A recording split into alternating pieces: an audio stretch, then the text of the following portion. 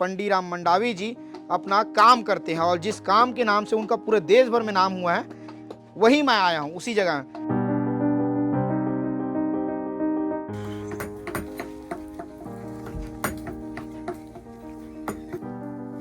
दादा आप ना जब राष्ट्रपति से पुरस्कार लेने जा रहे थे तो लाइन से बैठे हुए थे, देश के प्रधानमंत्री बैठे हुए थे, गृह मंत्री बैठे हुए थे और सभी जोर से ताली बजा रहे थे एकदम खुश होके। अगर मैं फुल पैंट पहनूंगा हाँ हाँ तो मेरे को तो कौन पहचानेगा कि भाई बस्तर का है बोल के या आदिवासी है बोल के।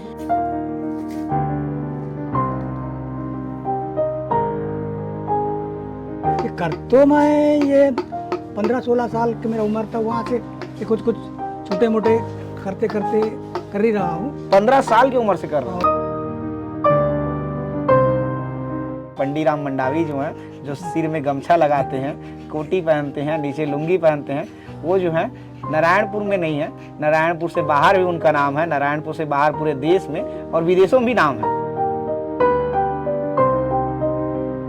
देखिए पंडीराम मंडावी जो बस्तर नारायणपुर के रहने वाले हैं और जब वो लकड़ी आर्ट की शुरुआत करते हैं उन्हें पता नहीं होता कि कभी पद्मश्री मिल जाएगा।